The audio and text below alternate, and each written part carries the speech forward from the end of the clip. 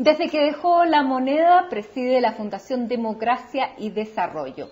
Escribe, presenta libros, dicta conferencias, encabezó el Club de Madrid y durante un tiempo fue enviado especial de la ONU para el cambio climático. Ahora, como exmandatario, es parte también de la ofensiva de Chile luego de la demanda marítima boliviana y acaba de lanzar la plataforma tuconstitucion.cl. Interviene poco en la contingencia política, pero cada vez que lo hace genera controversia, genera polémica, y es por eso que le agradecemos mucho que nos haya recibido aquí en la Fundación, precisamente Democracia y Desarrollo, para hablar con agenda abierta de lo público, de lo privado, porque en CNN Íntimo hablamos de todo. Estamos con el expresidente Ricardo Lagos. Presidente, muchísimas gracias por recibirnos. Y muchas gracias por la invitación a participar en este programa. Vamos a tener tiempo para hablar de todo, de lo público, de lo privado, pero quiero partir por la contingencia. Usted, el año pasado, ICARE fue 2014, habló de la legalización de la droga, ahora lanza este portal. ¿Los políticos nunca se retiran, presidente? Yo creo que los políticos lo que tienen que hacer es preocuparse de los temas públicos, mirar el horizonte de vez en cuando. Y por lo tanto, el que yo haya venido a hacer una actividad en el tema de la droga tiene que ver con un tema central en América Latina y cómo la guerra contra la droga se está perdiendo y cómo podemos buscar nuevos itinerarios, y en eso entonces con otros expresidentes hemos tenido cierto intercambio y ciertos documentos en común. Lo otro, lo de ICARE, me llamó mucho la atención, porque en verdad no sé cuántas charlas di el año pasado, todas muy en la línea de lo que dije en ICARE, pero ahí aparentemente había un conjunto de factores o de astros, como dijo alguien, que hizo que se produjera un cierto debate. Pero me parecía bastante obvio el que hay que tener una mirada de largo plazo en materia de infraestructura, y eso fue lo que traté de poner de manifiesto. ¿Sigue pensando que se han perdido 8 años?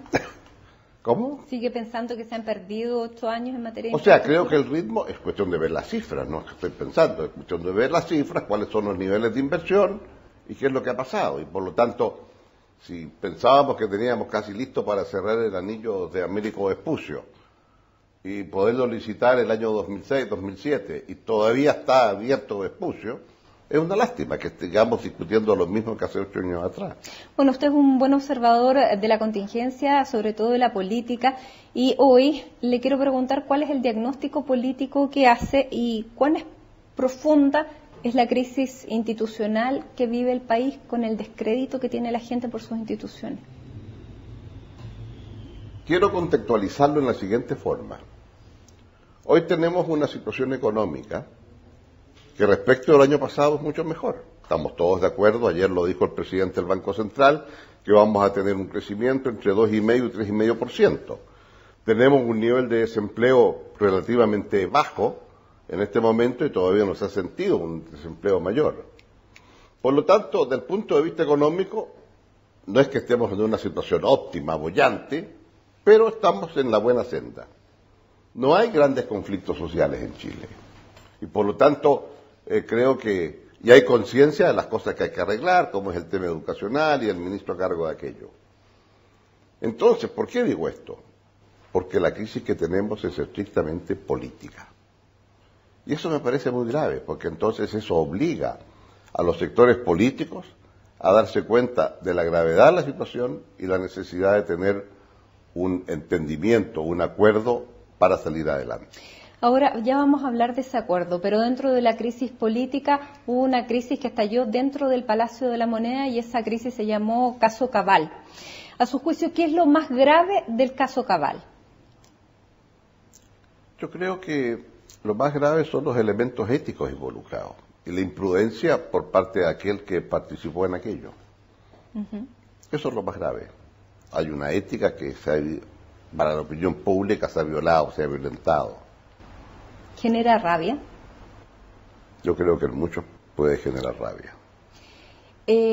Presidente, genera desconfianza porque ¿cuánto puede afectar a la impronta de un gobierno que pide terminar con el lucro, que pide terminar con la desigualdad que el hijo precisamente de la presidenta lucre y en una condición de no igual frente al resto consiga algo que nadie en este país pudiera conseguir.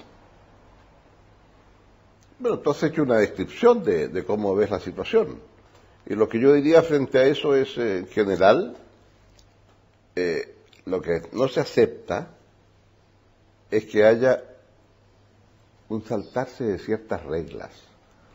Pero en mi juicio sigue siendo el tema ético lo fundamental, porque probablemente no hay ningún tipo de ilícito. Lo grave es lo que eso implica. El mundo de las pasadas no es el mundo del ámbito público y de los que están en el servicio público. En consecuencia, en el sector privado la pasada parece ser objeto a veces de felicitaciones incluso, hombre, qué bien lo hiciste. A veces, claro, con la pasada terminas con el Security and Exchange Commission de Estados Unidos llamándote la atención, ¿verdad? Lo cual nos debe preocupar como país. Y por lo tanto, el tema de la pasada es un tema frecuente, pero que la inmensa mayoría ciudadana no comparte. Y en este caso, la imprudencia es también de la situación familiar a la cual tú aludes. Y yo creo que eso es un elemento adicional a un cuadro en donde están las colusiones farmacéuticas, en donde están los reajustes automáticos de las ISAPRES que tienen utilidades y vuelven a reajustar, una sensación de indefensión. Y a esto agreguemos el tema más de fondo. El tema más de fondo son las redes. El tema más de fondo son las nuevas tecnologías. Presidente, donde todo se sabe de inmediato. Exactamente. Hoy en este momento en las redes está de que con motivo de la tragedia del norte, un grupo político está pasando apoyo a la gente con la etiqueta del partido. Esas cosas no se hacen. Ahora, hablando de esta pasada, ¿cuánto dañó esta pasada a la presidenta en su rol personal y en su rol institucional? Es algo que lo están diciendo las encuestas, ¿verdad? Difícilmente uno puede hacer evaluaciones en ese sentido, pero creo que lo que más afecta es que la ciudadanía sabe que la presidenta está muy lejos de estas prácticas. Y por lo tanto, la sorpresa es que alguien del entorno, pero ella no. Y eso me parece muy importante preservar. ¿Cómo la vio usted? Porque usted la vio cuando presentó este comité pro transparencia. ¿Cómo vio la presidenta después de este episodio? Bueno, la vi como siempre, ella es cálida, afectuosa, cariñosa, en fin, bien. ¿Cómo se actuó políticamente enfrentando este caso y haciendo el control de daños? ¿Usted lo hubiera hecho distinto? Es muy difícil que uno empiece después a decir cómo lo habría hecho. Pero a usted le tocaron casos familiares también en su gobierno donde debió enfrentar la situación y tomar decisiones rápidas. Bueno, no, ni siquiera tuve que tomar decisiones rápidas, porque la verdad es que cuando se produce el hecho al cual usted tal vez se refiera, que es el tema de Corfo, entonces el vicepresidente Corfo me llamó a los 15 minutos que se supo la situación, que era mi yerno, y me presentó la renuncia, vale decir, yo no tuve necesidad de pedirle la renuncia. Y a la media hora todo el país estaba informado que esta persona había renunciado, no obstante que él no tenía ninguna culpa, como se demostró después exhaustivamente en la investigación. Porque que me entrar a robar aquí, a esta casa, donde estamos grabando este programa, y me digan que la culpa es mía porque no puse una reja de fierro afuera, yo diría que la culpa es del ladrón que entró. Ahora, claro, es mejor si tengo una reja. No obstante, él le presentó la renuncia, usted se la aceptó, él terminó dejando la Corfo, él se fue del país. Para usted también representó un tema familiar importante porque se iba su yerno, se iba su hija, se iban sus nietos. En este caso, claro, ¿usted diría que es más difícil ser mamá que ser suegro? No sé, pero lo que le quisiera decir es que recuerdo perfectamente ese día en casa. En la noche, como a las 9, estaba Gonzalo, estaba la Jimenita, y estaba recibiendo llamados de Blair y de Bush, porque fue exactamente el día que le dije no a Bush a la guerra de Irak. Entonces, la situación de un presidente son situaciones múltiples, hechos que coinciden y que usted no maneja, ¿verdad? Yo sabía que eso iba a ocurrir, pero no sabía que esos dos hechos iban a estar concatenados. Esto quiere decir que el timón no se suelta nunca. En este caso, ¿usted ha visto que el timón se soltó, que el timón se dañó? No, yo creo que la presidenta ha reaccionado y lo ha hecho en la forma que a ella le parece lo más adecuado, punto. ¿Usted habría hecho una crítica más formal inicialmente a lo que pasó con el hijo de la presidenta para zanjar el caso? Es muy difícil, visto ahora cómo se habrían hecho las cosas, ¿verdad? Eso ocurrió cuando estábamos todos de vacaciones. Ella dijo que se enteró por la prensa. ¿Eso significa que no tiene el control de la situación? ¿Y por qué había que tener el control de esa situación, de lo que estaba haciendo su hijo? O sea, lo quiero plantear en términos más generales. ¿Cuántos sabemos los padres lo que hacen nuestros hijos? Especialmente cuando ellos son grandes.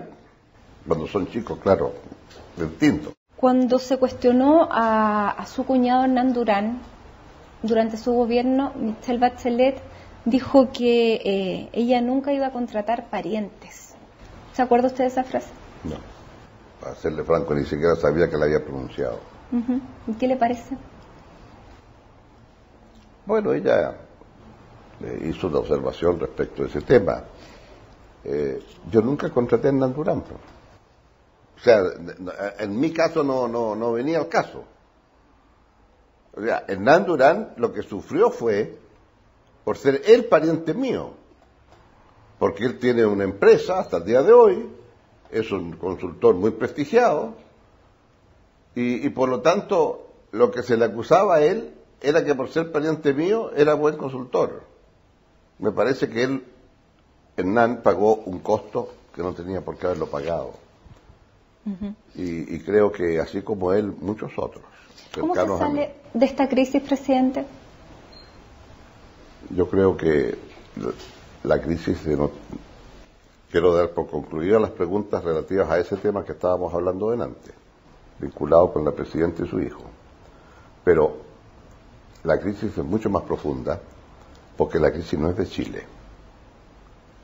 Es la crisis de las democracias en nuestros países y en otros países como los europeos, en que hay una creciente deslegitimidad de las instituciones políticas. ¿Por qué? Creo que por dos razones generales. Primero, el mayor nivel de conocimiento de la ciudadanía, y segundo, el mayor nivel de información. Esta insatisfacción es una ciudadanía que siente que no es tomada en cuenta, que ve que las farmacias se coluden en los precios, que la Polar hace no sé qué cosas, que el otro hace lo otro. Y esto que está ocurriendo, ¿a dónde reclamo yo? ¿A quién le digo? Miren las cuentas, ¿a quién me ha llegado? Y entonces, miren las cuentas que me llegan, me cobran aquí un interés del 30%, del 40% anual. ¿Cómo es posible? Y entonces, hay una insatisfacción que se expresa, por cierto, en las figuras públicas, que son las encargadas de definir y resolver los temas políticos, de políticas públicas. Presidente, usted habla de la colusión. La colusión era delito y el 2003 usted lo derogó. No lo derogué como delito, lo que establecí fue otra cosa. Lo que establecí fue que las penas de cárcel respecto de esta situación no tenían mayor sentido si usted estaba en condiciones también de incentivar a aquellos que estén en condiciones de contribuir, porque la colusión siempre se descubre porque alguien la denuncia, de adentro.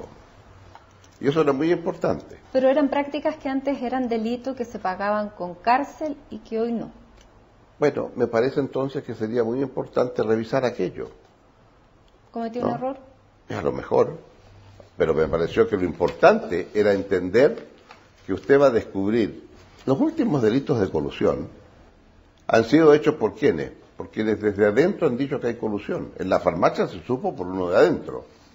Había un entendimiento respecto de las compañías de navegación, respecto del transporte de la carga, y porque entró un nuevo actor, se denunció la colusión. En consecuencia, creo que es algo muy importante esto. Ahora, creo también que esto es lo que hace que hay más conocimiento, y por lo tanto la posibilidad de poder avanzar. Sí. Presidente, en estos días se está hablando que para salir de esta crisis, que no solamente es el tema Cabal, sino que es el tema Penta, estamos recién conociendo el caso SQM, hay que llegar a un acuerdo.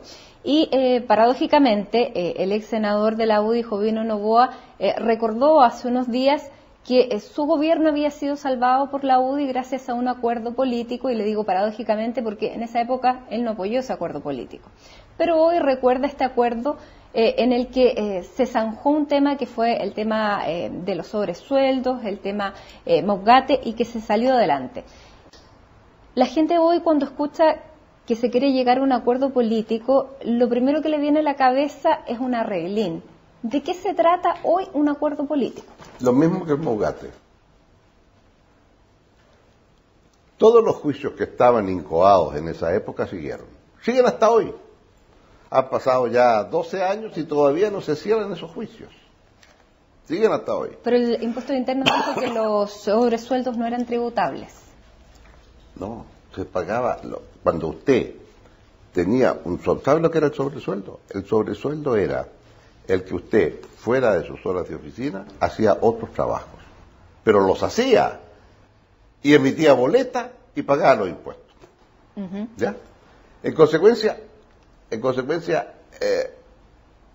eso está al margen. ¿Por qué se produjo el sobresueldo? El sobresueldo se produce como resultado de que usted entraba al Ministerio de Obras Públicas, y en el Ministerio de Obras Públicas durante los 5 primeros años el recién egresado de Ingeniería tenía la misma remuneración que en el sector privado. A partir de los 5 años el sector privado empezaba a ganar 1 millón, 1,5 millones, y el sector público se quedaba ahí. Y en consecuencia era indispensable mejorar. Y lo que se hacía era, en general, contratar al del lado. La Dirección de Vialidad contrataba a un funcionario de arquitectura, el de la Dirección de Puertos contrataba a un funcionario de otro lado y le mejoraba los sueldos. Y por todo eso se tributaba. Eso la Contraloría dijo que no se podía seguir haciendo. Y ahí comenzaron las dificultades. Establecimos la posibilidad de las funciones críticas. Esto es, cuando hay un funcionario cuya función es crítica, se dedica al 100% y va a tener un sueldo superior. Esas funciones críticas se llevaron al Tribunal Constitucional y las rechazó. Y ahí comenzó entonces el otro proceso del sobresueldo.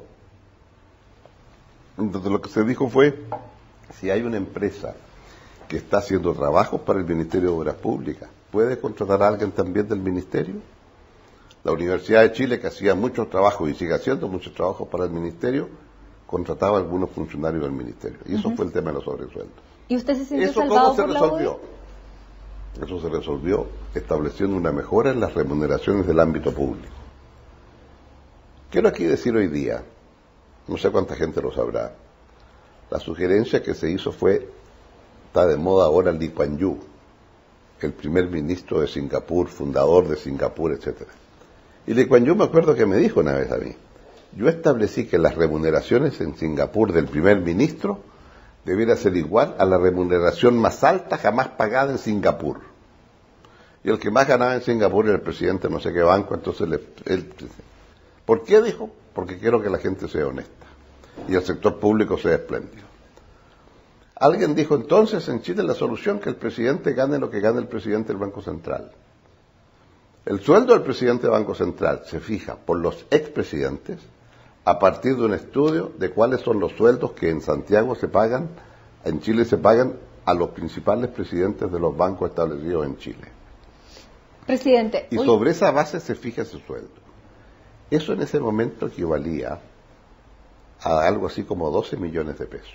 Me pareció una exageración. Yo no era presidente de banco. Y dije, no, si quieren sincerar, que sean los sueldos del Senado de la República. Y eso es lo que quedó. Presidente, hoy día se está hablando de un acuerdo y le quiero preguntar en qué consistiría un acuerdo sin dejar de que la justicia siga haciendo su trabajo, porque hoy día la ciudadanía... El punto de partida es ese, que la justicia siga haciendo su trabajo. Pero tenemos que hacer una pausa.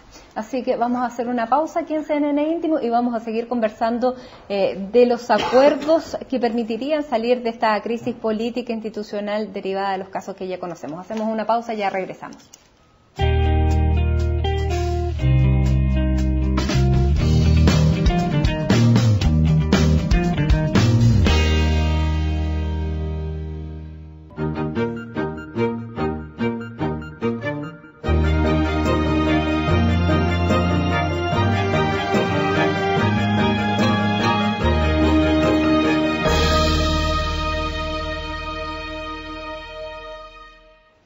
Y ya estamos de regreso junto a ustedes. Esto es CNN Íntimo y en este capítulo estamos con el expresidente Ricardo Lagos, con quien seguimos conversando. Estábamos hablando del tema, presidente, de los acuerdos.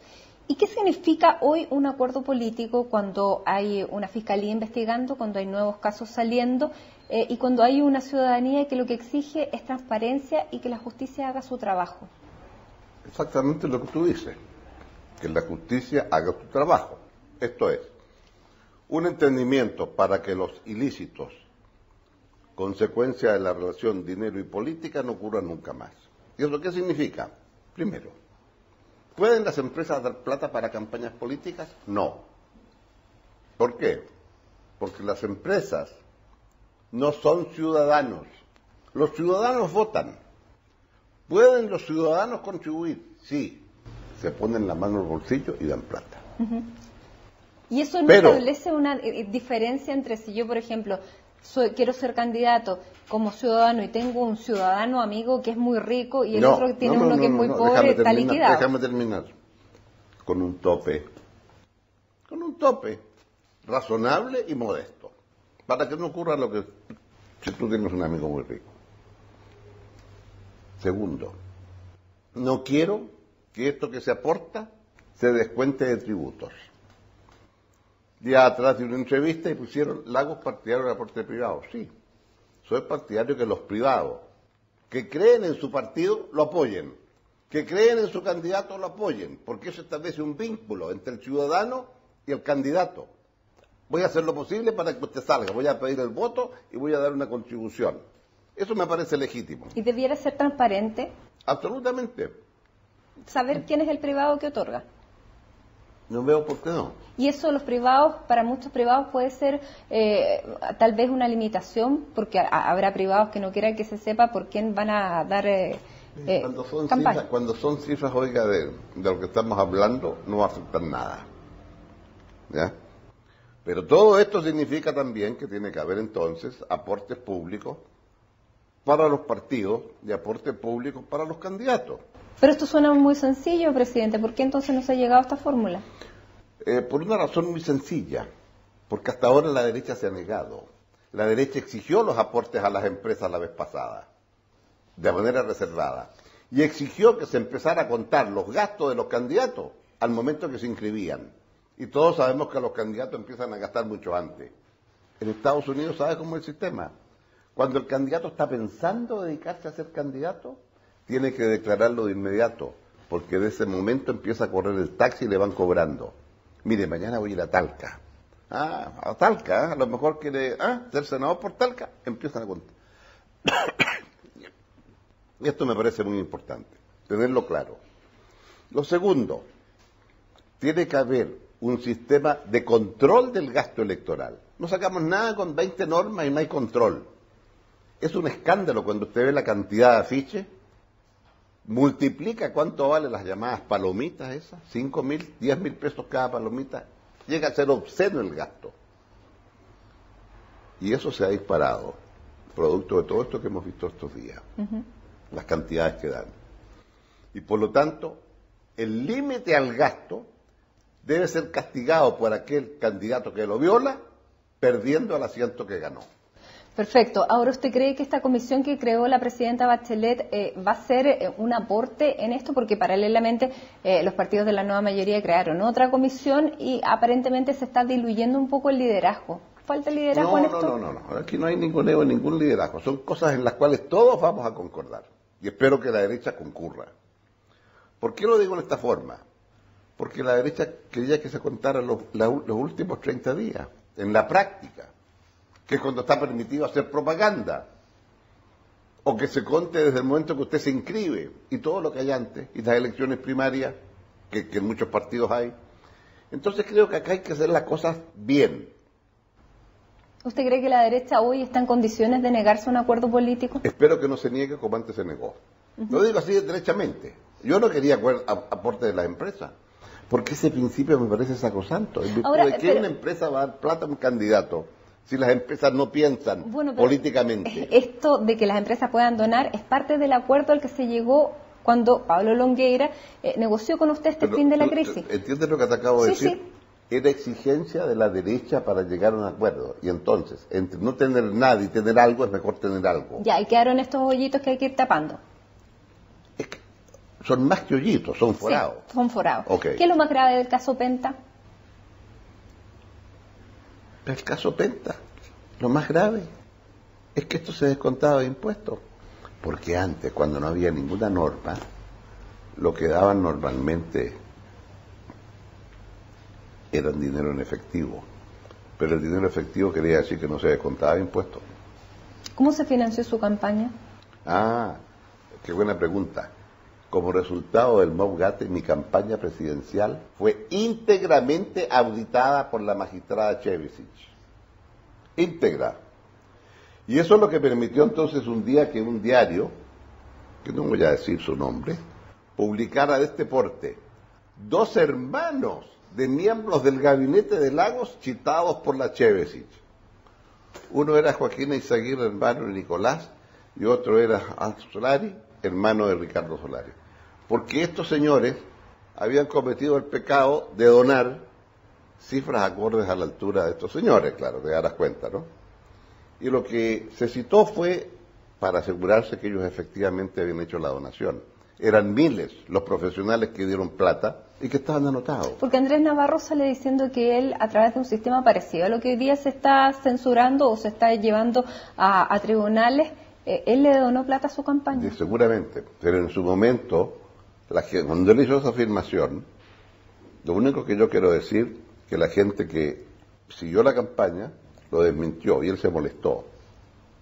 Pero yo me quedo con los que vieron mi campaña. ¿Él no le dio plata entonces? Ay, a mí no me consta. Yo vine a saber de esto cuando lo anunció por la radio, por la prensa, que me pareció un mal gusto infinito, porque debía de estar orgulloso de que yo lo critiqué a él, y lo critico hasta el día de hoy.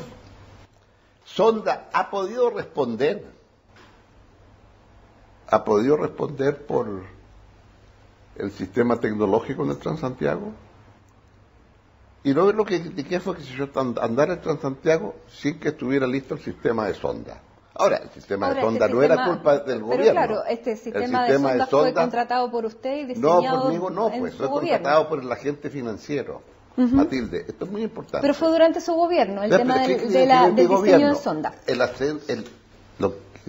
No sé lo que quieres decir con esto, pero no vale la pena que sigamos en esto. Pero usted puso el Transantiago y yo me había quedado callada. No puse el Transantiago, tú pusiste el aporte de Navarro. Y lo que Navarro se molestó fue porque yo dije lo que te acabo de decir. Pero a Sonda no lo contrató mi gobierno, a Sonda lo contrató el agente financiero, que eran 4 bancos.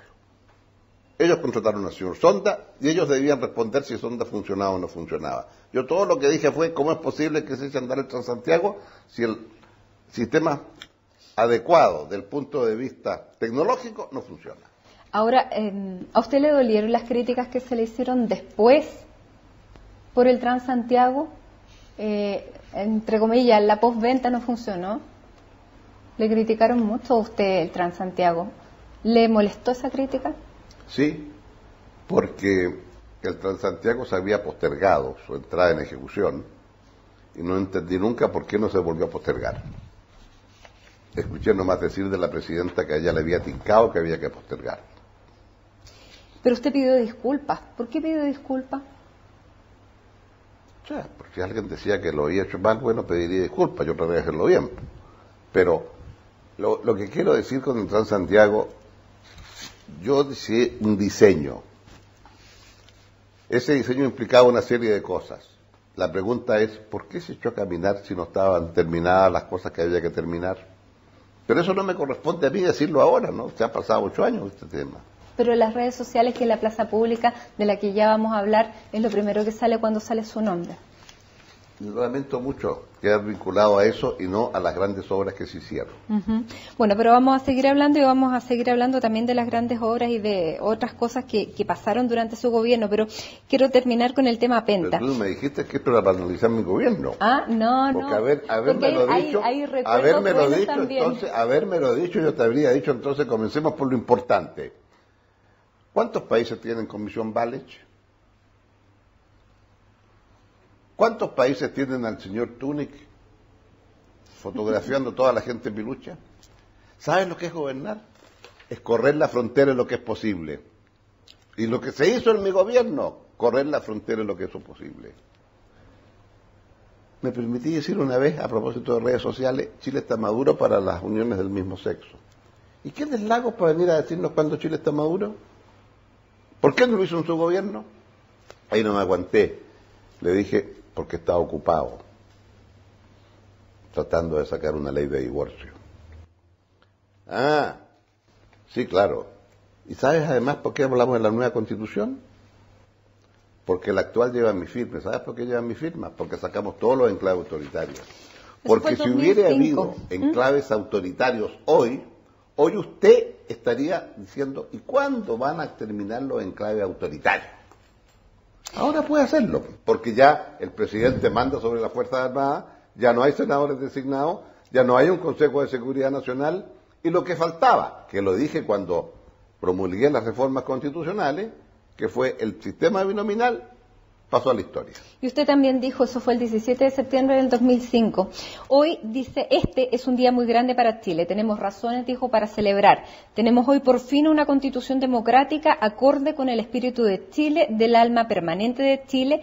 Es nuestro mejor homenaje a la independencia, a las glorias patrias, a la gloria y a las fuerzas de nuestro entendimiento nacional. Y bueno, ya no llevaba la firma de Pinochet, terminaba con los senadores designados, disminuía el mandato de los presidentes de 6 a 4, no sé si se queda de acuerdo, eliminaba los vitalicios, los designados, aumentaba facultades de fiscalización, terminaba con la inamovilidad, como usted bien decía, de los comandantes en jefe, y luego el año pasado se terminó con el binominal. ¿Por qué es necesario tener una constitución nueva ahora?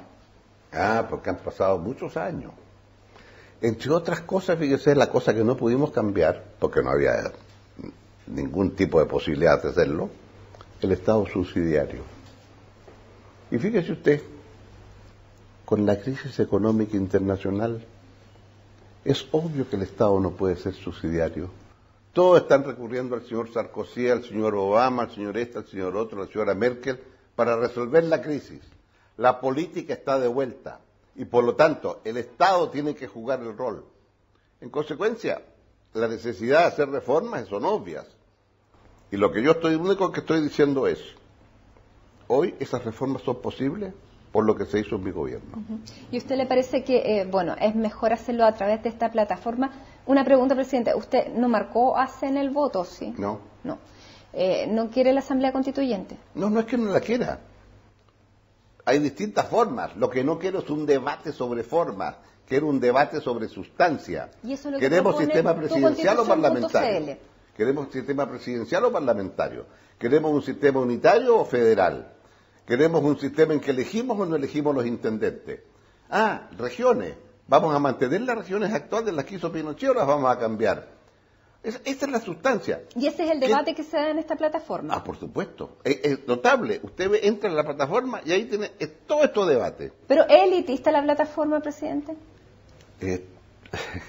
Porque no todos tienen internet en su casa. No sé cuántas personas de aquí se habrá leído la Constitución. Nadie, muy poco. Por eso que esta es una gran clase de enseñanza cívica. No se enseña educación cívica en el colegio. Claro, no se enseña. Entonces, Matilde, ¿qué es lo que ocurre? Tú tienes que hacer, si te entras a la plataforma, está la historia de las constituciones, entras a la plataforma, te dicen, toda constitución debe tener todos estos capítulos. Capítulo 1, derechos y deberes, derechos y garantías. En ese capítulo 1, unos van a decir, solo quiero derechos políticos, otros van a decir, quiero además derechos económicos y sociales, quiero que esté claro el derecho a la salud, el derecho a la educación, el derecho al empleo, el derecho a la vivienda digna, etcétera. Y otros van a decir, no señor, esas son cuestiones de ley. Los derechos solamente los derechos políticos. Y al término de este debate tú vas a tener unos que van a decir una cosa, otros que van a decir otra. ¿Es representativo del país? No. ¿Me adelanto en decirlo? No, por lo que tú decías. No solamente es elitista en función de quienes acceden, van a participar muchos más jóvenes que adultos, mayores. Porque a estos últimos les cuesta más entrar al internet y la cosa que sea. O nos cuesta más. Y por lo tanto, es sesgada. Amén del tema de la diferencia en acceso, ¿verdad? No obstante, yo diría que crecientemente el acceso tenemos otras plataformas acá en la Fundación. El Quinto Poder tiene ya 5 años y es una plataforma donde la ciudadanía expresa sus puntos de vista, y tenemos contribuciones de todo el país. Y tenemos otros proyectos con los municipios en donde la ciudadanía, para poder participar con estas nuevas tecnologías, va a la biblioteca municipal porque hay internet. Presidente, lo veo muy activo. Yo no sé qué significará eso, se lo vamos a preguntar después, pero también le vamos a preguntar cuántos cumpleaños de sus hijos se perdió. ¿Cómo era como papá? ¿Cómo es como abuelo? Vamos a hacer una pausa, esto es CNN Íntimo, ya regresamos.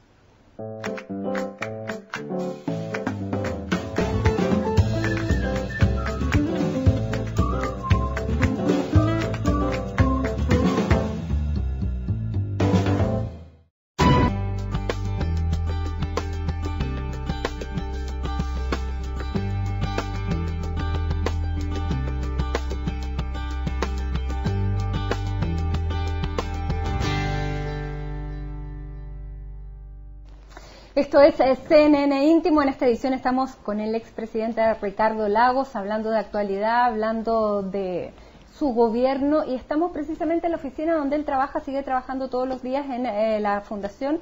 Y usted hacía recuerdos que durante su gobierno le tocó tomar una decisión que fue bastante difícil en el mismo periodo que ocurría lo de su yerno, que fue, siendo Chile miembro del Consejo No Permanente de Seguridad de Naciones Unidas, era un voto para darle o no la legitimidad a Estados Unidos para invadir Irak.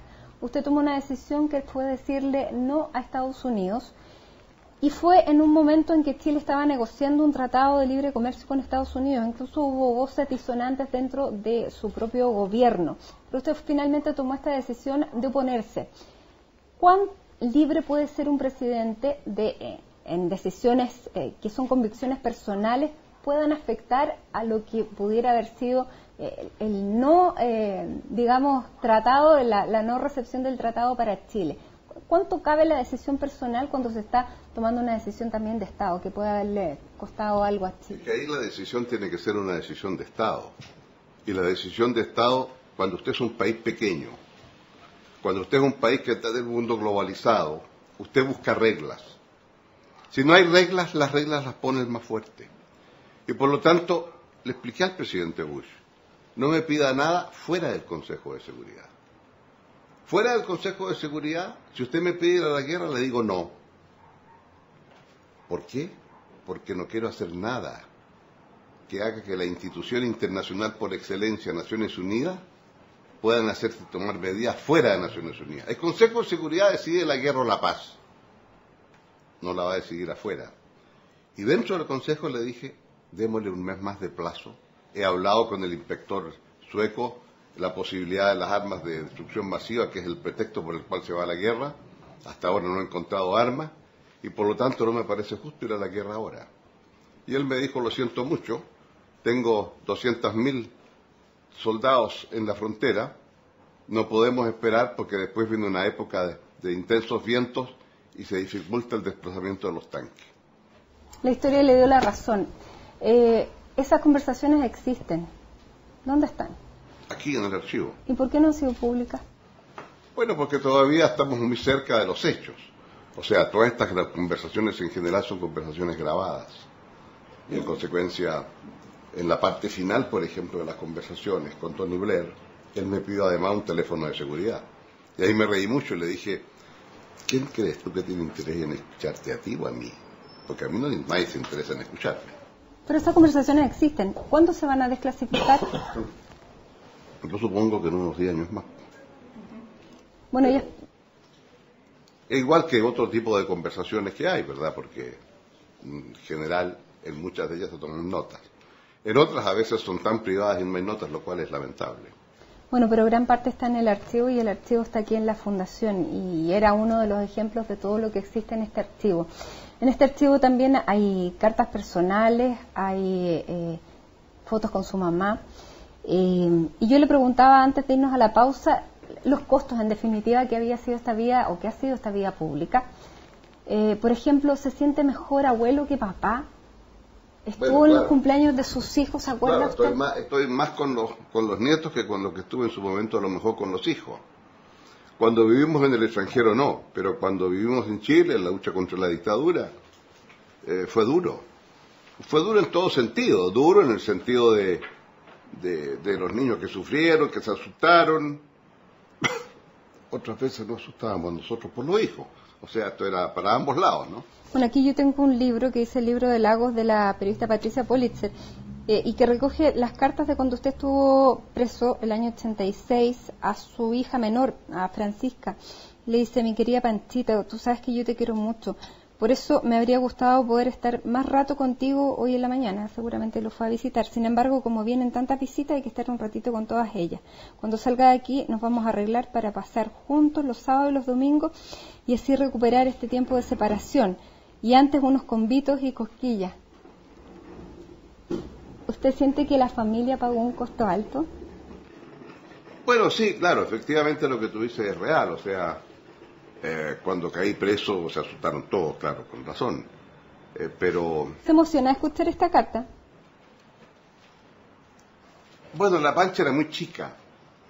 Entonces la Pancha fue la que más le costó más sobreponerse. Me fue a ver, la primera vez que me fue a ver no pude entrar porque ese día nos trasladaban de cuartel de investigaciones a la tercera comisaría. Y estaba la tensión de a dónde nos trasladaban, porque tampoco lo decían. Y ahí fue cuando Luisa decidió entonces ponerse al lado fuera en un auto y seguir la comitiva que nos llevaba presos para allá. Son momentos duros pero más que eso yo diría después, la actividad política en general obliga a estar ausente en muchos momentos, en muchas cosas. Me acuerdo cuando me despedí del mi suegro, el padre de Luisa, que estaba muy enfermo, sabíamos que iba a morir, yo tenía que ir a una reunión de APEC. Y bueno, me fui, tomé el avión, la primera escala en Isla Pascua, y cuando estoy aterrizando en Isla Pascua me dicen falleció su suegro. Claro, esas cosas se resienten, bueno, es un costo, efectivamente. Yo recuerdo cubriendo su gobierno que uno de los momentos más complicados fue cuando a su señora, Luisa, le descubrieron esta enfermedad en la tiroides. ¿Qué significó para usted ese momento? Porque usted es un hombre que muchos podrán catalogar de los duros, ¿no? Pero en ese momento ese hombre duro se desarmó. ¿Qué le pasó a usted con eso? A ver, primero era muy difícil qué es lo que tenía, qué es lo que había ocurrido. Era una cosa tan rara, ¿verdad? Esto que la tráquea se empieza a angostar, y se angosta la tráquea, y se angosta a tal momento que de repente impide pasar el aire, ¿no? Y en consecuencia la operación era compleja porque implica cortar la tráquea y después juntarlo, la tráquea nuevamente, y sacar los anillos que se han ido achicando. Entonces, claro, expliqué, en primer lugar, expliqué a los periodistas, y a partir de ese momento, bueno, yo diría que fue un poquito el vocero de lo que estaba pasando con ellos. Y en el hospital, en Estados Unidos, se estableció un sistema para poder explicar la operación. De eso yo me acuerdo, pero lo que le pasó a usted, porque ¿quién es finalmente Luisa Durán? Ella lo ha acompañado durante toda esta vida y ha hecho esta familia con los tuyos, los míos, los nuestros. Bueno, claro, efectivamente Luisa ha sido el puntal de la familia. La Luisa lo que ha hecho ha sido poder tenernos a todos juntos. Luisa ahora dedica parte importante de su tiempo a los nietos más chicos, claro. Pancha acaba de tener mellizos, entonces, de 6 meses ya, y eso también le demanda su tiempo. Y lo comparte con su función en el teatro municipal y demás. Pero yo diría que efectivamente Luisa fue el gran sostén en todo este periodo. Es muy difícil dedicarse a la actividad pública como lo he hecho sin que el frente interno esté cubierto, y en eso Luisa ha sido muy, muy eficaz. Y en ese contexto, claro, estas cosas... Y después yo diría también el rol de Luisa cuando yo fui presidente, y ella asumió las funciones de primera dama, y en donde yo creo también que la forma como se compenetró, se instaló. Bueno, ayer comentábamos por otros temas el tema Sonrisa de Mujer, que fue sin duda una de las cosas más que llegó más recordadas, digamos, por el impacto que eso tiene sobre la mujer chilena. En otro tema me acordé de los nietos. Me contaron que usted cantaba la cuncuna amarilla. Debe hacer hace mucho tiempo que se me está olvidando ya. No lo voy a hacer cantar ya. Pero usted recordaba, claro, que tenía más tiempo para ser papá que abuelo. Otro de los momentos importantes y de los hitos de su vida ha sido su madre. Usted me ha mostrado cartas de su mamá y en estos días recordábamos se van a cumplir 10 años desde que su mamá se murió. Ella tenía 108 años. Y yo también me acuerdo que cuando llegó usted a La Moneda, ella lo acompañó y le dijo: ¿en qué te estás metiendo, Ricardo? Ricardito. Cuando usted salió de La Moneda, ella ya no estaba. Usted la fue a ver al cementerio. Ese mismo día. ¿Qué es para usted su mamá? ¿Por qué ese cariño, esas cartas manuscritas que vienen de tantos años que usted guarda aquí? Bueno, yo creo que esas cartas son las que las guardaba ella, ¿no? Esas cartas, las mías, las guardaba ella. Las que yo recibí de ella, no recuerdo haberlas guardado. Esas cartas son la expresión simplemente de alguien que, estamos hablando del año 60, entonces salir de Chile era muy raro. Ir a estudiar afuera, más raro todavía, entonces no... Y claro, las cartas son contar las experiencias, lo que está pasando, no está pasando. Me acuerdo cuando ocurrió la crisis de los misiles, y se decía que iba a haber la guerra atómica, y claro, ahí mi madre se asustó, entonces las cartas iban y venían, y qué sé yo. Pero efectivamente también ella jugó un rol. Mi padre murió cuando yo era muy pequeño, tenía yo 8 años, recuerdo muy poco de mi padre, y por lo tanto ella fue el elemento ordenador en la familia. Además, esto hijo único, agregue usted aquello, entonces tiene ya alguien mal criado de frentón. Pero más allá de aquello, efectivamente era una mujer severa, austera. Un hermano de ella diría que a lo mejor demasiado austera. Tenía una sensación, el decirle a uno: usted tiene casa, comida y ropa limpia, entonces estudia, esa es su obligación. Bueno, y cuando llegó a la presidencia, esto a ella como que no le convenció mucho. No le convenció por una razón.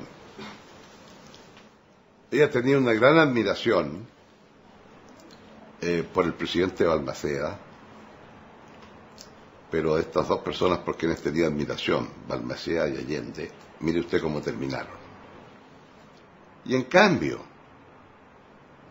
había sido en la familia partidaria de Alessandri en la primera presidencia, y no le gustó la segunda porque eran de derecha, Alessandri, y tampoco le gustó, había sido partidario de González Videla, lo que pasó después con la exclusión del Partido Comunista. Entonces, o usted moría en condiciones que murieron estos dos presidentes, o terminaba muy mal como presidente. Bueno, y ahí que lo quiero llevar ahora. Y ahí porque entonces usted... me fui a despedir a decirle: bueno, aquí estamos, ¿no? Salí bien. Salimos bien. Eso fue lo que le dijo cuando fue al cementerio. Pero claro. ¿Ahora me quieres llevar a...? No, ahora quiero preguntarle, usted está súper activo. Podemos pensar... Hacemos ejercicio. Giulio Andreotti dijo que el poder desgasta solamente al que no lo tiene. Andreotti. Exactamente. Los políticos nunca se retiran. ¿Usted descarta de plano no ser candidato en 2017? A ver, dos respuestas. Sí y no.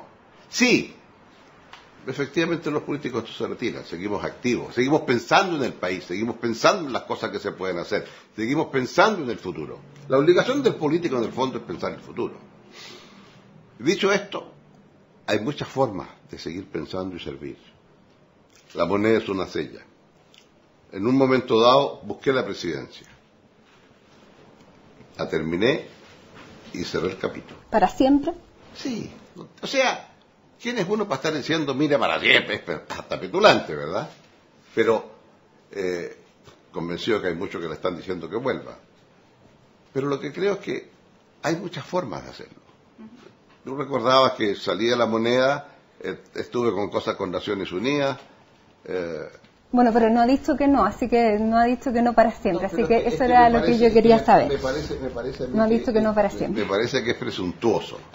Ahora, también he dicho que hay que mirar de vez en cuando el calendario. Por lo tanto, una cosa es que uno esté activo y una cosa es que otro se sienta con la misma actividad que la que puede tener 20 años atrás. O sea, solo en el tango 20 años no es nada. Bueno, pero el presidente napolitano acaba de terminar con 89 años. son tiempos distintos. Bueno, su mamá se murió a los 108. Claro. Te voy a decir un cuento. Recibí un WhatsApp y decía, conéctate con la BBC. Y en la BBC salía que el presidente incumbente de 80 años había sido derrotado en Túnez por el candidato opositor que lo había derrotado y que tenía 88 años. Bueno, ahí está la respuesta. Si no fuera usted, José Miguel Insulza, ¿qué le parece? Hay tantos que para qué empezar a pronunciarse uno, pero nunca he pensado que hay gente irreemplazable, ni mucho menos, de manera que en su momento, además no nos olvidemos, la presidenta lo decían antes, ¿verdad? Acaba de cumplir su primer año, tiene 3 años por delante, falta mucho. Cuando la gente siente un vacío, los vacíos se llenan. Efectivamente, en política no hay vacíos, se llenan siempre. Muchísimas gracias, presidente Ricardo Lagos, expresidente de la República. Los presidentes siempre se les vicepresidente. Así que muchísimas gracias por habernos recibido en las fundaciones y haber recorrido parte de la historia de la contingencia y de su mandato. Gracias, pues. Y gracias a ustedes por habernos acompañado en esta edición de CNN Íntimo.